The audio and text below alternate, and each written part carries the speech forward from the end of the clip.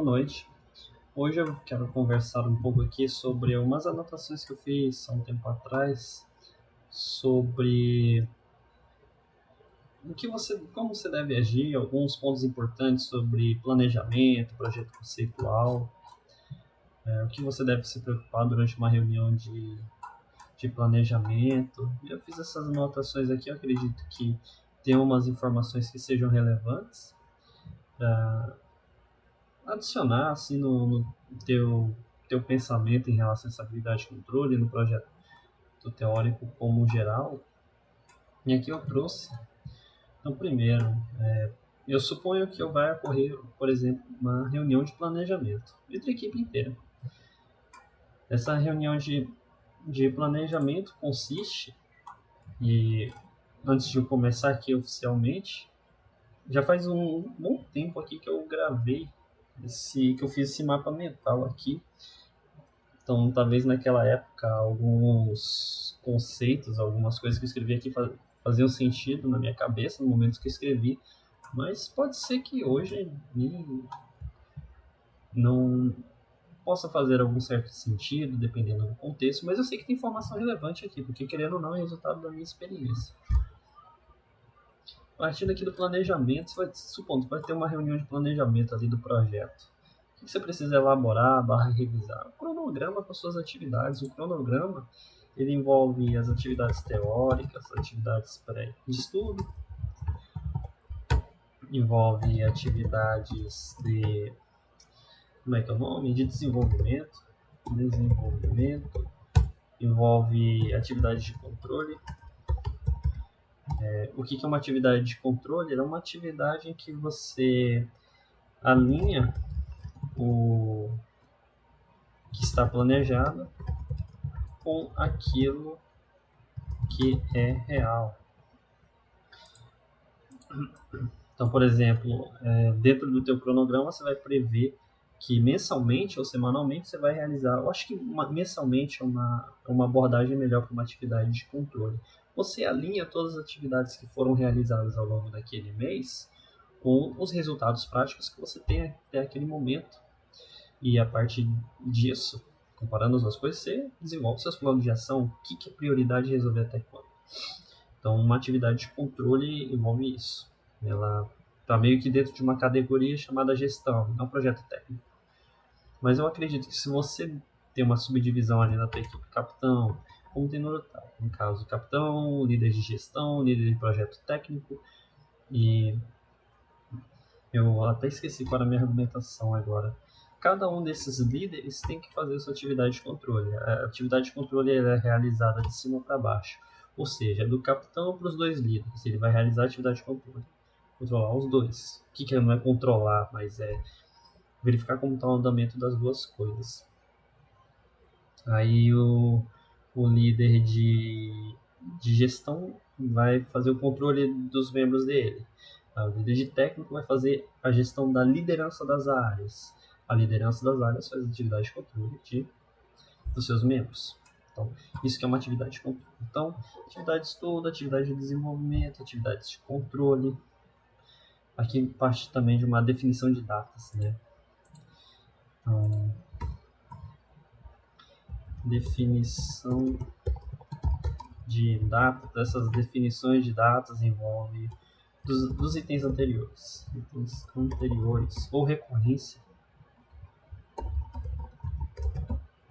recorrência dos itens anteriores. Com que recorrência você vai realizar a atividade de controle?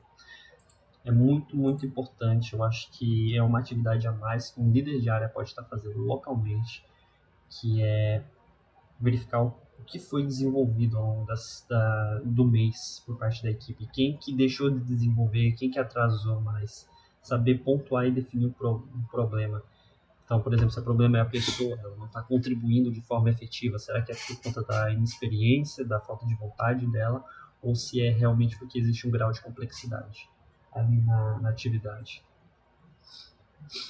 Então, esse é o objetivo da atividade de controle. Vamos pensando por alto aqui, atividade de estudo, de desenvolvimento, de controle. Tudo isso daqui visa atender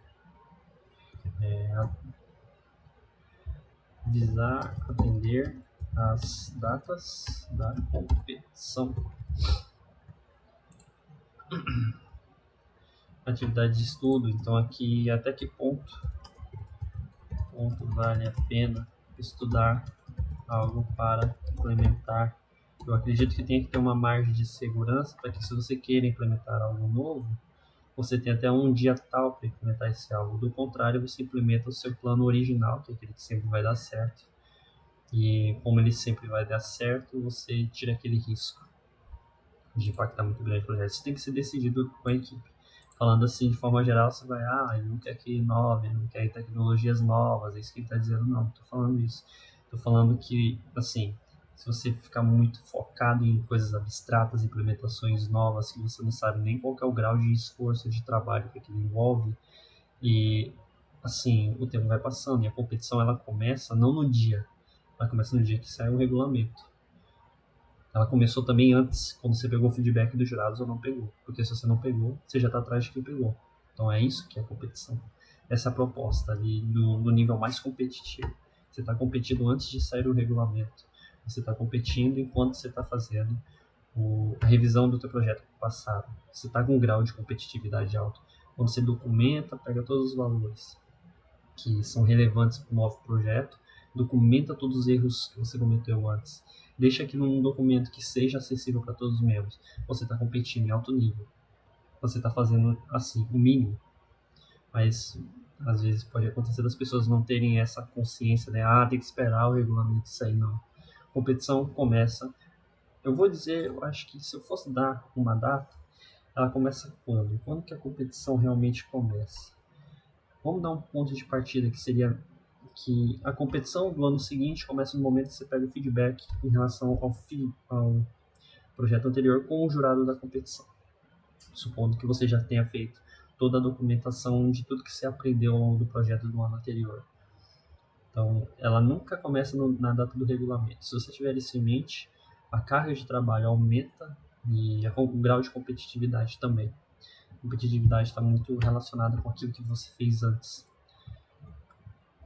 E quanto mais coisas você fez antes para deixar bem sólido o teu conhecimento, a tua experiência, o conhecimento da equipe como um todo, e aquela documentação mais competitiva é a equipe. E aí, obviamente, eu fui desenrolando aqui, fechando esse tópico, até que ponto vale a pena estudar algo para implementar. Então, realmente, rebobinando, chegando de novo nesse ponto aqui, a reflexão é não abrace o mundo com as pernas. Tenha em mente o que você errou no ano anterior e faça aqueles pequenos erros virarem pequenos acertos. Então penso dessa forma. Agora, se você tem uma equipe experiente, cara, bota pra cima. Arrocha, pô. É uma equipe que, cara, os caras vão dar o sangue. Tu olha para as pessoas e sabe que eles vão se dedicar. Meu amigo, bota pra cima, pô. Agora, se você não tem tanta certeza disso, tome cuidado. Assim, vale mais a pena ir para a competição, ter uma aeronave voando, que não vai ser a mais competitiva de todas. Vale mais a pena ver o seu avião voando na competição do que fazer um Vetosa voadora com quadriplano que faz café. Sério, não. Seja bem prudente nas suas decisões. Então, comentei aqui um pouco do cronograma, pode ser ganhar outra ideia. E eu acho interessante também o mapa mental, mas eu acho que tem uma parada chamada que EAP de projeto. Que é uma... Não sei dar um conceito, né? Vamos pegar. A estrutura analítica de projeto é um diagrama que organiza o escopo de projeto de forma visual. Vamos pegar alguns exemplos aqui. Uma EAP é muito interessante. Então, me lembro que lá no Urutau tem uma EAP de estruturas bem interessante. Olha só, engenharia de detalhamento, o que cada um faz. É interessante você ter isso daqui com o seu projeto como um todo.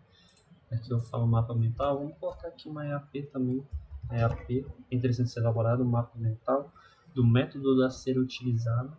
Não vou saber discorrer sobre isso aqui nesse momento. Vamos trazer algumas outras ferramentas. Outra ferramenta que eu acho interessante que eu vi no Goodmundo, você estava vendo um dia desses, Trata-se do Fishbone Diagram. Aqui, Fishbone Diagram. Diagrama espinha de peixe. Isso aqui eu acho interessante, eu vi lá no Gudmundsson. Então tem... Ele tem algum...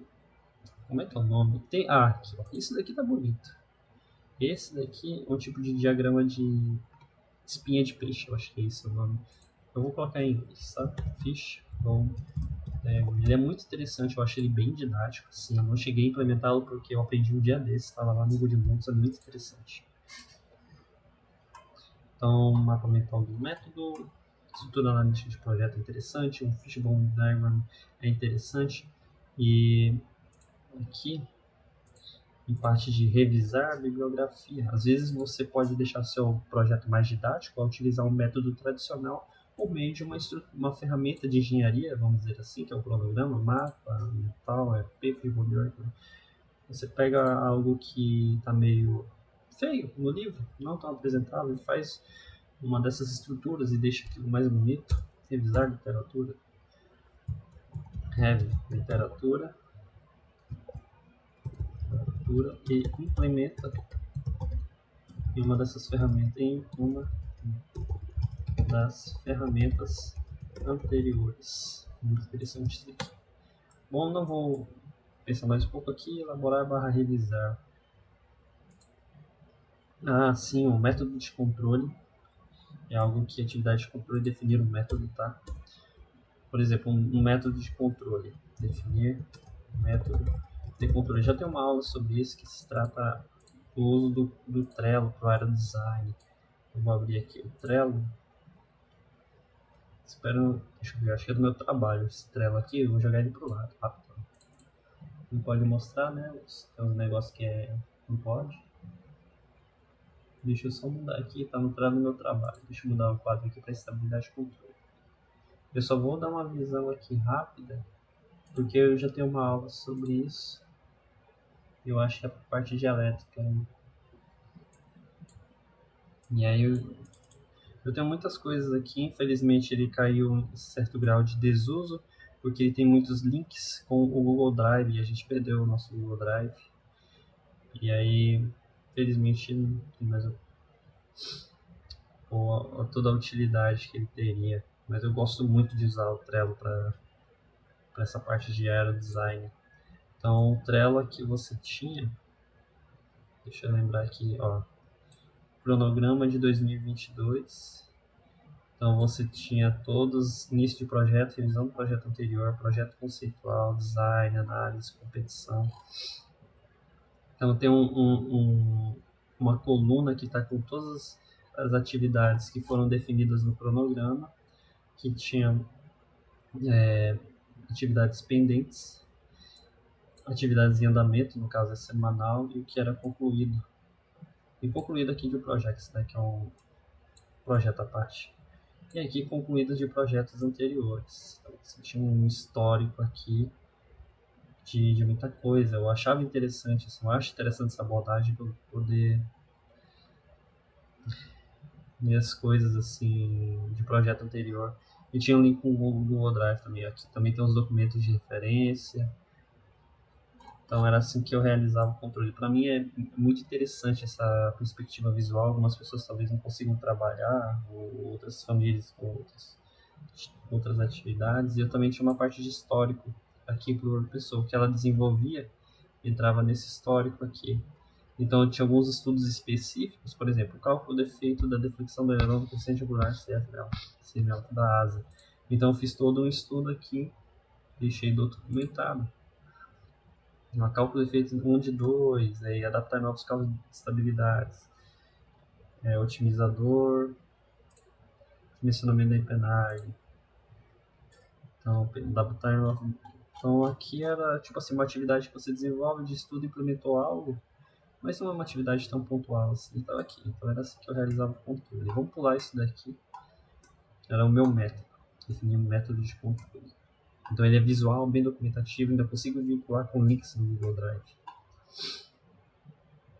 Depois aqui, Verificar se haverá otimização se trata justamente de uma das coisas do Urtal, que o Urtal não tinha desenvolvido essa parte de otimização consolidado, tinha algum já em 2018 desenvolvido por um ex-membro, uma otimização de asa, porém não foi implementada oficialmente e assim, refinada ao longo dos anos. Aí em 2021 eu implementei um otimizador quase que completo ali, mas ainda não foi implementado até o dia 13 de 1 de 2023, às 21 horas e 46 minutos, porque aqui está adiantado em 1 hora, para que eu dê o susto em algumas pessoas aqui.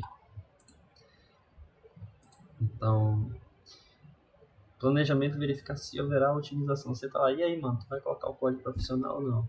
Aí, enquadra o cara logo para ver se ele vai botar o negócio profissional. Verificar duração de atividades, quantas semanas após a liberação do regulamento vocês irão terminar, aerodinâmica, asa, desempenho, ilustração disponível por velocidade. Ah, isso aqui é importante. Ilustração disponível, que é a questão do teste de hélice, né? Disponível aquilo que você tem a oferecer. Em termos de grupo motopropulsor, e aí você pode fazer uma analogia ali por meio de uma razão de densidades. Analogia não, né? Você utiliza uma razão de densidade entre a densidade do mar e do outro local, e aí você multiplica os resultados da curva de extração disponível, meio que faz um ajuste da condição de voo em outro local, por mais que seus dados tenham sido obtidos em uma atmosfera X. Eu não me lembro se isso é válido, mas eu me lembro que tem algum cálculo desse tipo. Então, existe tração estática máxima, muito importante, né? Manaus, São José. Estruturas, é muito bom, muito interessante ter um croquis inicial da, da aeronave, conseguir visualizar. Quanto mais visual aquilo é, inclusive no da Rosa ele dá umas apresentações ali de desenho de layout durante o projeto preliminar, antes do detalhado. Layout não, perdão, layout barra croquis. Vamos escrever aqui layout. Não sei exatamente o que ele se refere, né? Não terminei toda a leitura, mas vamos definir o que é layout croquis. Estrutura. Desenho da aeronave após o dimensionamento dos estabilizadores mais a distribuição de peso. Durante o nosso projeto, a gente faz a estimativa de distribuição de peso com base em regras de projeto ou metodologias para posicionar alguns componentes. Então, a gente pode utilizar valores de anos anteriores para criar essas regras de projeto, criar valores médios e assim ter uma estimativa da massa de cada um deles e implementar algumas metodologias. Por exemplo, o Rosa dá uma metodologia para posicionar ali o nosso trem de pouso principal, o de Mundson dá outra metodologia, que foi implementei no meu otimizador, foi a implementação. E foi implementado do Goodmundson. Então é um trabalhinho assim mais para implementar. Então isso daqui é interessante. Aqui a gente tem uma decorrência que são momentos de inércia conforme software.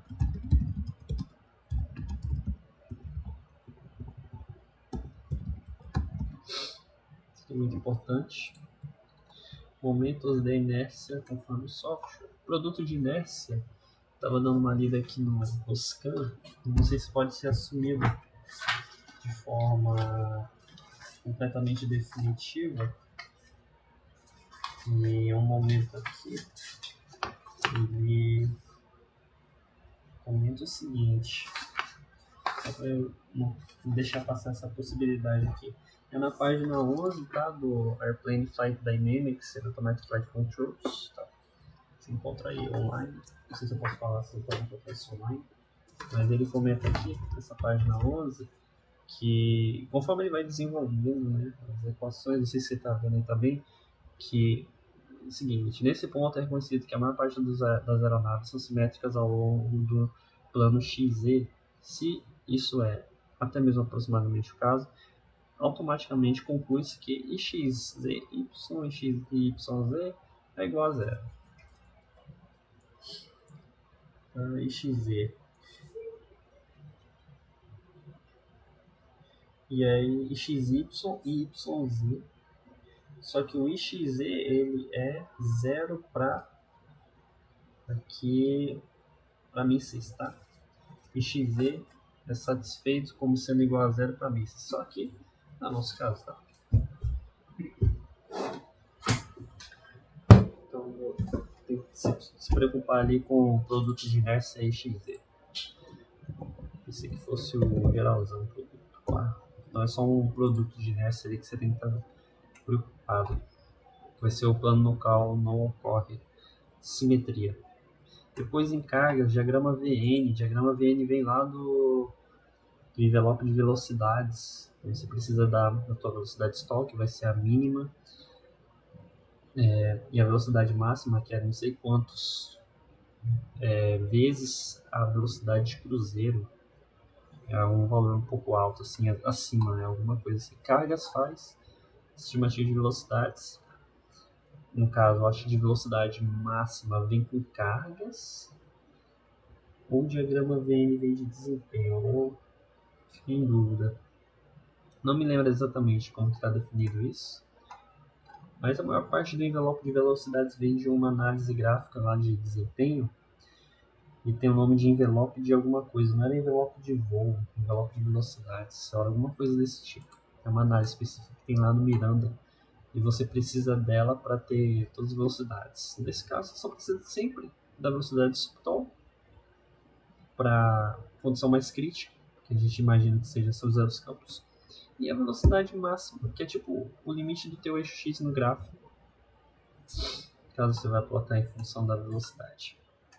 Então aqui foram alguns comentários breves. Todas essas definições têm um impacto no planejamento do projeto. Obviamente tem outras coisas que devem estar entrando aqui e infelizmente eu não estou mais com a cabeça vinculada com o passado para poder identificar tudo. Porém, eu acredito que alguns pontos aqui já sejam relevantes e já devam trazer algum tipo de preocupação para um projetista. E aqui a gente fez essa parte da reunião de planejamento. Obrigado.